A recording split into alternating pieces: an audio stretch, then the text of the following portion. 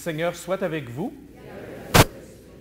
Évangile de Jésus-Christ selon saint Luc.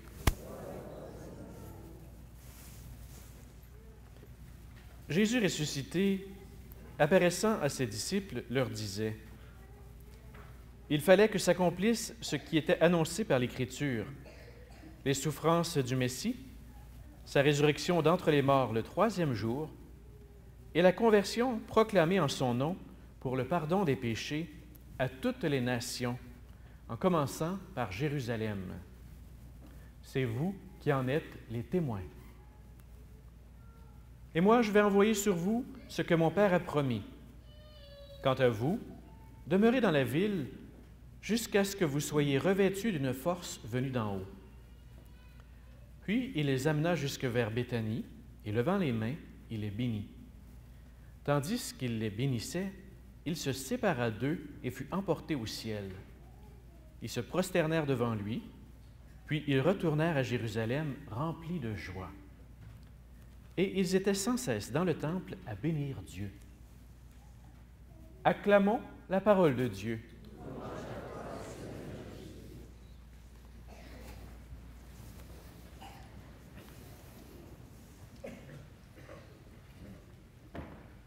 Alors, j'intitule mon homélie ce matin « À vos marques, à vos marques ».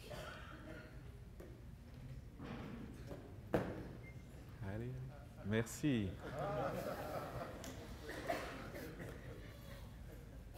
Aujourd'hui, on fête la fête de l'Ascension. C'est une fête un petit peu spéciale.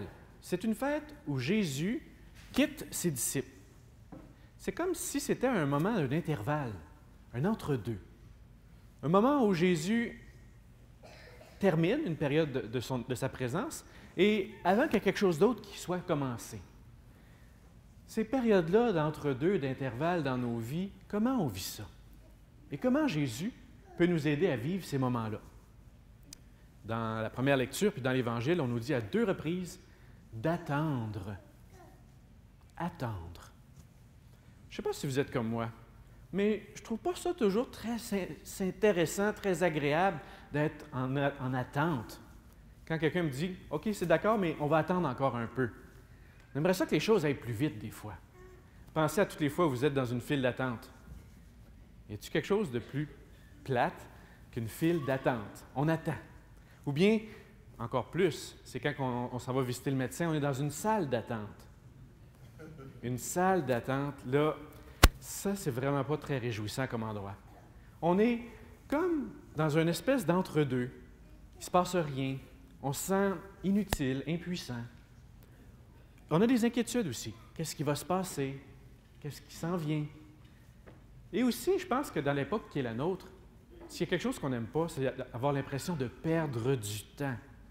Perdre du temps, c'est terrible. C'est terrible. C'est comme une des pires choses qui peut nous arriver. Alors imaginez quand c'est des périodes longues, qui durent, une période d'entre-deux, un intervalle. Je pense qu'on vit, chacun d'entre nous, des moments où on vit des périodes comme ça, où on dirait que les choses sont en arrêt. Puis vous, les amis, qui allez faire votre première communion, ça fait longtemps que vous attendez, vous autres aussi, là. Vous attendez pour faire votre première communion. Puis on est habitué d'avoir ce qu'on veut assez vite, vite.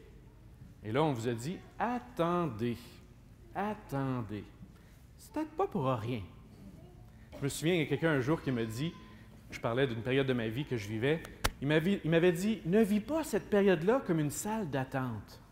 J'avais trouvé ça une très, très belle expression. Il voulait me dire par là, ce temps-là, prends-le pour te préparer, pour vivre autre chose. C'est là que me semble que Jésus nous montre aujourd'hui quelque chose de très, très important. Il dit aux apôtres d'attendre, mais il leur fait aussi une promesse. Vous allez recevoir une force. OK? Dans cette période-là, dans l'entre-deux, Jésus il nous montre que ce n'est pas du temps perdu, c'est du temps pour se préparer.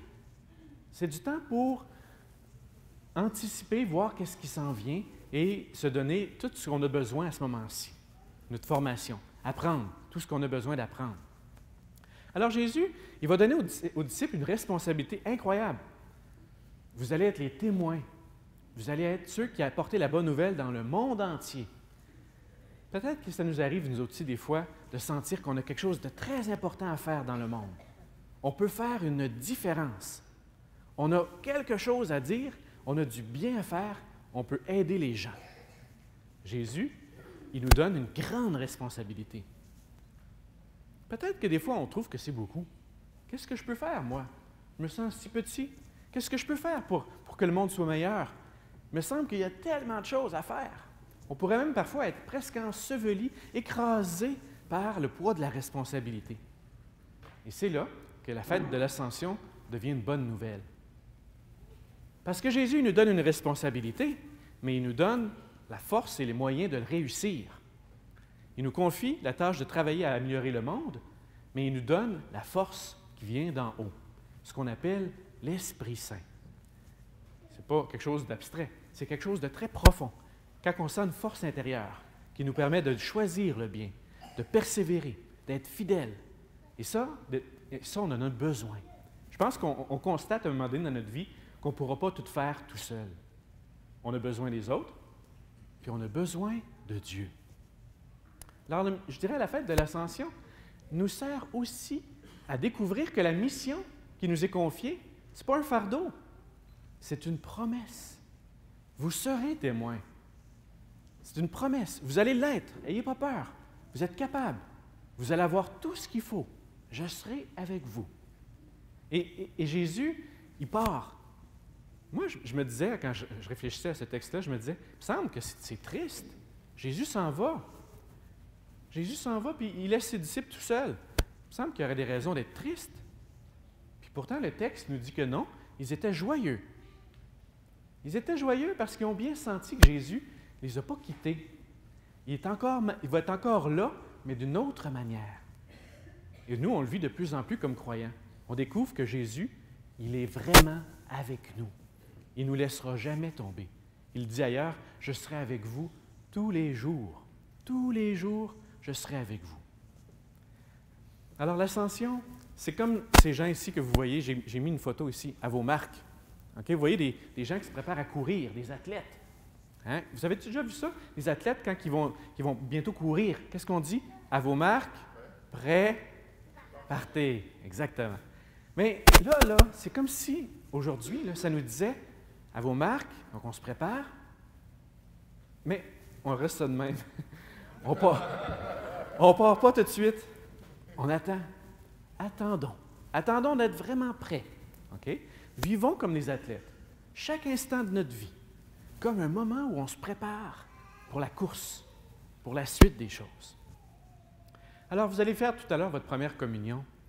C'est comme si vous allez recevoir tout ce qu'il vous faut pour la route, pour partir, pour être vous aussi des témoins. Vous êtes en deuxième année, c'est ça, hein? Deuxième année?